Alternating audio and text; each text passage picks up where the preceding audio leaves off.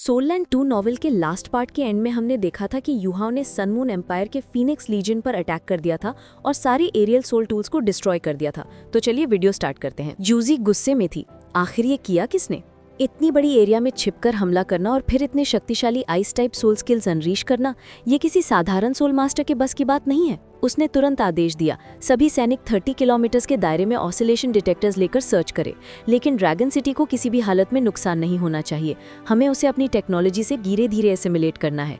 जी commander. उसके soul engineers तुरंत हरकत में आ गए। जूजी ने गहरी सांस ली और सोचा, आखिर ये कौन हो सकता है? हेवनली सोल एम्पायर या दाउलिंग एम्पायर में अब इतनी ताकत नहीं बची। जूजी बार बार सोच रही थी, अगर ये न हेवनली सोल एम्पायर का काम है न दाउलिंग एम्पायर का, तो फिर कौन? एक ही पॉसिबिलिटी बचती थी, कोई रिक्लूसिव सेक्ट। लेकिन रिक्लूसिव सेक्ट का नाम आते ही उसका सिर दर्द से भर गया।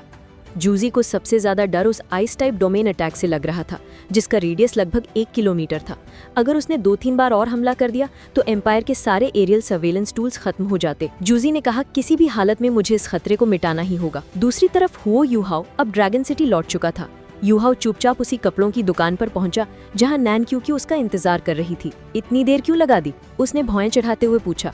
युहाओ ने गंभीर स्वर में कहा, हालात मेरी उम्मीद से ज्यादा खराब है। सन मून एम्पायर की फायर फीनिक्स लीजन 20,000 सैनिकों की आर्मी के बीच छिपी हुई है। नैन क्यूकी ने घबराकर पूछा, क्या वो ड्रैगन सिटी को नष्ट करना चाहते हैं? युहाओ ने सिर हिलाया, नहीं। अगर डिस्ट्रक्शन उनका मकसद होता तो वो यहाँ सोल टूल्स और टेक्नोलॉजी नहीं फैला रहे होते। उनका असली मकसद अभी तक समझ नहीं आया। नैन क्यूक्यू ने चिंता से कहा, तो अब क्या करें? इतनी बड़ी आर्मी यहाँ आई है तो कोई बड़ा रीजन तो जरूर होगा। युहाओ ने हल्की मुस्कान के साथ कहा, सही कहा तुमने, लेकिन ये काम हम नहीं करेंगे, मैं करूंगा। नैन क्यूक्यू भड़क उठी, मतलब तुम मुझे छोड़कर अकेले जाने वाले हो? युहाओ ने शांत लहजे में जवाब दिया, क्यूक्यू, क्या तुमने बाहर की हलचल महसूस की थी? वो थोड़ी उलझी। नहीं, बस शहर के बाहर हल्की सी चमक देखी थी। वो तुम थे, है ना? युहाओ ने सिर हिलाया और पूरी घटना उसे विस्तार से बताई। मैं मुश्किल से अपनी जान बचा पाया। अगर तुम वहां होती तो शायद हम दोनों अब जिंदा नहीं होते। नैन क्यूक्यू ने होंठ भींच लिए, तो क्या मैं तुम्हारे लिए बोझ हूँ? युहाओ चुप रहा, बस उसकी तरफ देखा। वो झिल्ला गई, ठीक है, मान लिया मैं बोझ हूँ, लेकिन याद रखना तुम अकेले गए तो ये आसान नहीं होगा। अब वो लोग तुम्हें पहचान चुके हैं, उनकी सिक्योरिटी और भी कड़ी होगी। युहाओ हल्के से मुस्कुराया, जानता हूँ, इस बार मैं सिर्फ दूर से देखूंगा। वो लोग यहाँ यूं ही नहीं आए। अगर मैं उनका पीछा करूँ तो उनका असली मकसद जरूर पता चल जाएगा। नैन क्यूक्यू ने कुछ देर सोचा, फिर बोली, ठीक है, जाओ, मैं ड्रैगन सिटी में तुम्हारा इंतजार करूंगी, लेकिन तुम सुरक्षित रहना। युहाओ मुस्कुराया, क्यूक्यू, तुम सच में समझदार लड़की हो। वो मुंह फुलाकर बोली, बस करो अब, जाओ, मैं सोने जा रही हूँ, और अंदर चली गई। युहाओ ने चुपचाप उसकी ओर देखा, क्यूक्यू, तुम अच्छी हो, लेकिन मैं नहीं चाहता कि तुम्हारा अंत भी क्यूअर जैसा हो। बस क्यूअर का नाम लेते ही उसका दिल फिर से दर्द से भर गया। अगली सुबह युहाओ ने हल्का नाश्ता किया और चुपचाप शहर के पूर्वी दरवाजे से बाहर निकल गया। नैन क्यूक्यू ने उसे रोका नहीं, लेकिन अपने कमरे में बैठकर उसने मन ही मन ठान लिया, मैं और मजबूत बनूंगी, अगली बार मैं पीछे नहीं रहूंगी। उसने मेडिटेशन शुरू किया, क्लोज डोर कल्टिवेशन। युहाओ फिर से उसी जंगल में लौट आया जहां वो पहले छिपा था। इस बार वो जल्दबाजी में नहीं था। उसने ध्यान लगाया और दूर से सन मून एम्पायर की मूवमेंट्स ऑब्जर्व करने लगा। वो जानता था, फायर फीनिक्स लीजन पर उसके हमले के बाद उनकी सिक्योरिटी अब बहुत सख्त होगी, इसलिए उसने फैसला किया वो दूर से ही निगरानी करेगा। 3 दिन बीत गए, सन मून एम्पायर की कैंप एकदम शांत रही, लेकिन चौथे दिन सुबह आर्मी ने अचानक मार्च शुरू कर दिया। युहाओ ने देखा, फॉर्मेशन एकदम सटीक थी। सैनिक टेंट्स हटा रहे थे, इक्विपमेंट बांध रहे थे और पूरी आर्मी उत्तर की ओर बढ़ चली थी। युहाओ ने मुस्कुराते हुए कहा, आखिरकार ये चल पड़े। धीरे धीरे युहाओ ने उनका पीछा शुरू किया। सन मून एम्पायर की आर्मी तेजी से आगे बढ़ रही थी, लगातार मार्च करती हुई। एक दिन में उन्होंने लगभग 100 किलोमीटर का सफर तय कर लिया। हवा अब और भी ठंडी हो चुकी थी। आर्मी ने कैंप लगाया, आग जलाकर खाना बनाया और युहाओ पेड़ों की छाया में बैठा शांत निगाहों से ये सब देखता रहा। ठंडी हवाएं चल रही थी। युहाओ एक छोटे पहाड़ के पीछे छिपा हुआ था। मौसम बेहद बर्फीला था। दूर सन मून एम्पायर की आर्मी कैंप से धुआं उठ रहा था। युहाओ के मुंह में पानी आ गया। अगर अभी थोड़ा गर्म सूप मिल जाए? फिर खुद ही मुस्कुराया, लेकिन नहीं, मैं यहाँ सूप पीने नहीं, मेहनत करने आया हूँ। वो नीचे झुका और अपनी मैप फैलाकर देखने लगा। डोलुओ कॉन्टिनेंट के नॉर्दर्न रीजन की डिटेल्ड गोट स्किन मैप। काफी देर ऑब्जर्वेशन के बाद युहाओ समझ गया, सन मून एम्पायर की आर्मी उत्तर पूर्व की ओर बढ़ रही है। अगर वो इसी दिशा में गई तो जल्द ही हेवनली सोल एम्पायर और डाउलिंग एम्पायर के बॉर्डर पर पहुंचेगी। युहाओ ने मन में सोचा, इतनी ठंड में साधारण सोल्जर सर्वाइव कैसे करेंगे? युहाओ ने स्पिरिचुअल डिटेक्शन एक्टिवेट की और पूरा कैंप उसकी स्पिरिचुअल सेंस में उभर आया। उसने देखा सोल्जर्स को 2 छोटे बॉक्स और एक जोड़ी कॉटन पैडेड कपड़े दिए जा रहे थे। कपड़े हाई क्वालिटी के थे, खासकर वो कॉटन शूज जो बर्फ में भी गर्मी बनाए रखते थे। हु युहाओ बुदबुदाया, लगता है सन मून एम्पायर पूरी तैयारी के साथ आई है।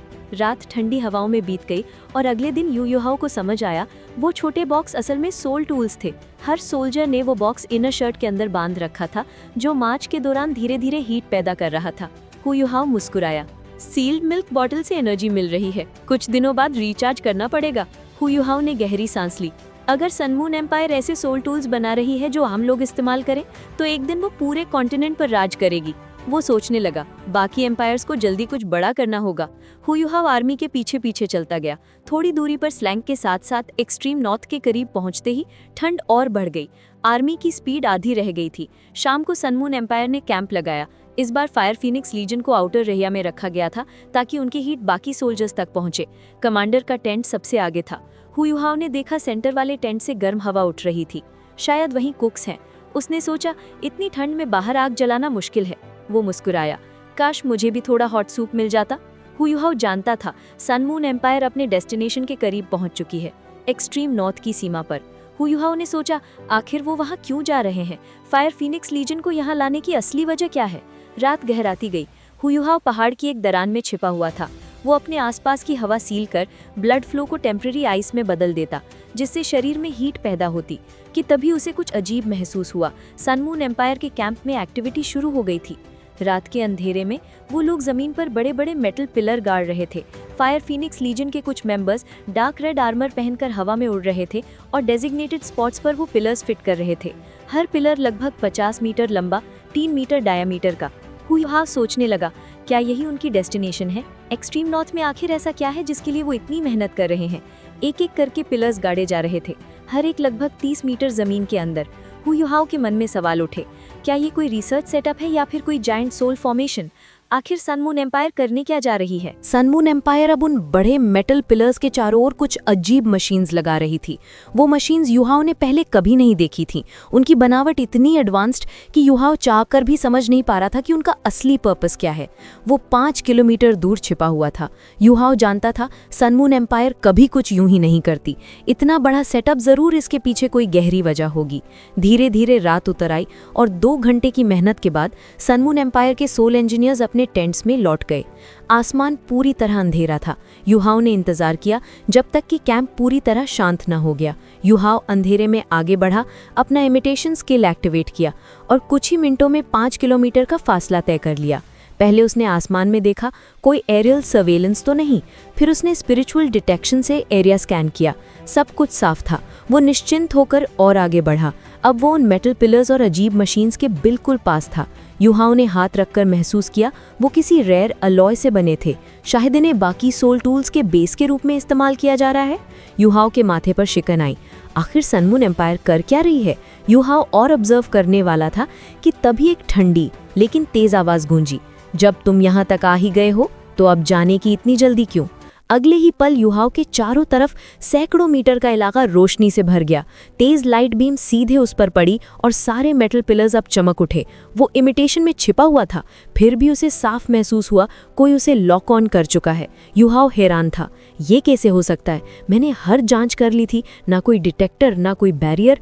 उसी आवाज ने ठंडे अंदाज में कहा, हैरानी की बात नहीं, तुम सर्वेलेंस करने आए थे तो हमें भी तैयारी करनी पड़ी। वो बोली, एक्सट्रीम नॉर्थ अपनी ठंड के लिए मशहूर है और इस तापमान में थर्मल डिटेक्टर्स बहुत सेंसिटिव हो जाते हैं। भले ही तुमने अपने शरीर का टेम्परेचर सराउंडिंग से मिला दिया हो, लेकिन जब तुम हिलते हो तो हवा का फ्लो बदलता है और वही एयर फ्लो थर्मल सेंसर्स पकड़ लेते हैं। युहाओ अब समझ चुका था, ये ट्रैप पहले से बिछाया गया था। वो बोली, जब मैंने ये फाउंडेशंस बनवाए तो मुझे पता था तुम जरूर आओगे, इसलिए मैंने दूर दूर तक थर्मल डिटेक्टर्स लगवाए। उन्हें कंट्रोल करने वाले ऑर्डिनरी सोल्जर्स हैं जिन्हें पता भी नहीं कि वो तुम्हारे लिए निगरानी कर रहे हैं। वो आवाज फिर गूंजी, अब तुम्हारे चारों तरफ सैकड़ों वेपन्स रेडी हैं, भागने की कोशिश मत करना। युहाओ जान गया वो बुरी तरह फंस चुका है। वो आवाज बोली, अब तुम पूरी तरह लॉक हो चुके हो। हमारे लिंक्ड डिफेंसिव सोल टूल्स ने तुम्हें पकड़ लिया है। 100 से ज्यादा ऑफेंसिव सोल टूल्स तुम्हारी तरफ एम्ड है, क्लास 5 से लेकर क्लास 9 तक।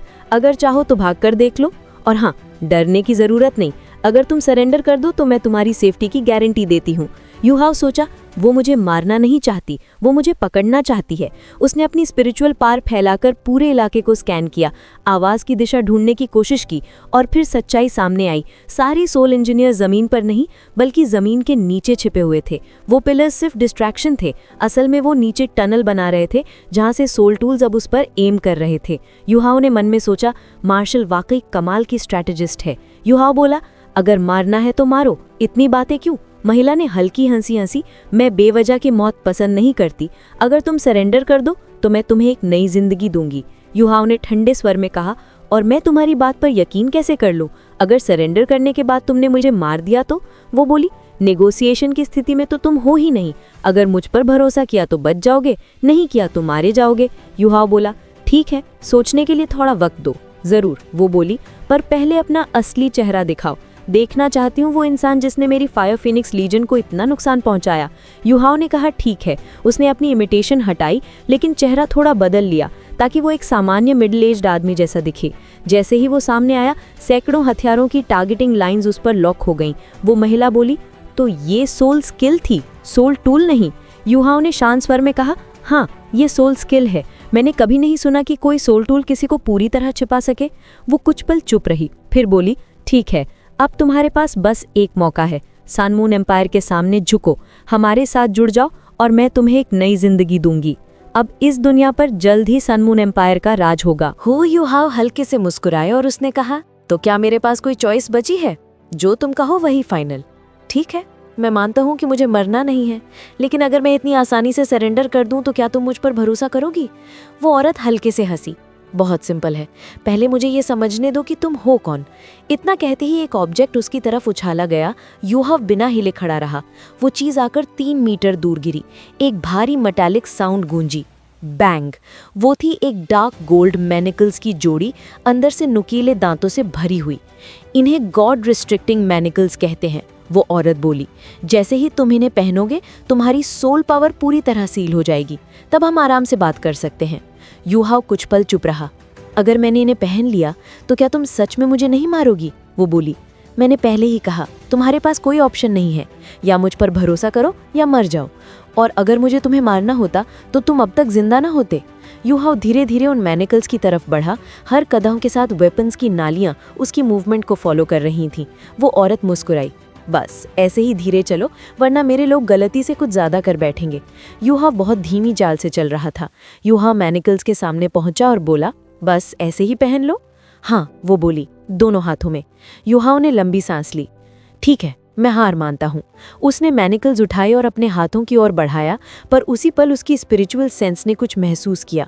जैसे ही उसने कफ्स अपने हाथों के पास लाए, उसने महसूस किया सभी सोल इंजीनियर्स का टेंशन हल्का हो गया था। वो थोड़े रिलैक्स हो गए थे और बस उसी फ्रैक्शन ऑफ अ सेकंड में यूहाओ ने मूव किया। लाइट्स फ्लैश हुई और अगले ही पल यूहाओ गायब। जहां वो खड़ा था वहां एक अब बूढ़ी औरत खड़ी थी, करीब 70 साल की। सारे सोल इंजीनियर्स हक्के बक्के रह गए क्योंकि उनके लॉक सिग्नल्स तो यूहाओ पर थे। फिर ये अचानक बूढ़ी औरत कहां से आ गई? कई इंजीनियर्स घबराकर फायर करने लगे, लेकिन अटैक्स रुक गए क्योंकि उस बूढ़ी औरत के चारों ओर एक गोल्डन बैरियर उठ गया था। कमांडर, ये ठीक नहीं लग रहा, नीचे से आवाज आई। तभी किसी ने घबरा कर कहा, मैं ठीक हूँ, उसे पकड़ो, वो नकली है। और तभी वो बूढ़ी औरत मुस्कुराई। यूहाओ की वही चालाक मुस्कान उस चेहरे पर झलक रही थी। आखिरकार तुम सामने आ ही गई। अगले ही पल वो बूढ़ी औरत गायब और उसकी जगह एक लाल कवच पहने लगभग 40 साल की महिला खड़ी थी। वो थी मार्शल खुद। असल में यूहाओ ने स्पिरिचुअल इंटरफेरेंस से सारे लॉक-ऑन्स को ब्लॉक किया था और इमिटेशन से खुद को उस बूढ़ी लेडी के रूप में बदल लिया था। उसका मकसद था असली कमांडर को बाहर निकालना। और जैसे ही कमांडर की इमोशन में हल्का बदलाव आया, यूहाओ ने पिन पॉइंट कर लिया उसकी एग्जैक्ट लोकेशन। उसी पल उसने एक्टिवेट किया शुआंग-वू डिस्प्लेसमेंट।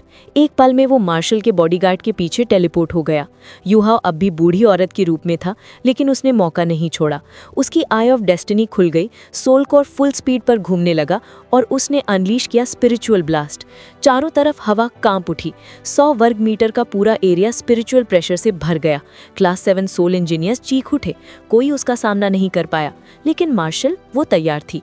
उसने एक स्पिरिचुअल बैरियर एक्टिवेट किया जो यूहाओ के ब्लास्ट से टकराया। यूहाओ की आंखों में चमक आई। तो ये सच में वही है, फीनिक्स लीजन की मार्शल। वो ज़्यादा स्ट्रॉन्ग नहीं थी, लेकिन उसके पास था एक rare ultra defensive soul tool. Yuha ने मुस्कुराते हुए कहा, चलो अब खेल खत्म करते हैं। उसने अनलीश की अपनी अल्टीमेट मूव, स्पिरिचुअल शॉक। एक रोज गोल्ड लाइट हवा में चमकी, मार्शल के गले की नेकलेस टूटी और बैरियर चकनाचूर हो गया। वो दर्द से करहाई और नीचे गिर पड़ी। यूहा ने वक्त जाया नहीं किया, उसने उसका गला पकड़ लिया, आइस एम्प्रेस स्किन्सर एक्टिवेट किया और साथ ही अपने पैर से जमीन पर मारा। Star and ice omni thrust. पूरा इलाका बर्फ से जम गया, हर सोल इंजीनियर वहीं ठिठक गया और अब सिर्फ यूहाओ की ठंडी सांस सुनाई दे रही थी। गाइस, अगर आपको वीडियो पसंद आई हो तो लाइक, कमेंट और शेयर जरूर करें और हाँ, चैनल को सब्सक्राइब करना मत भूलना।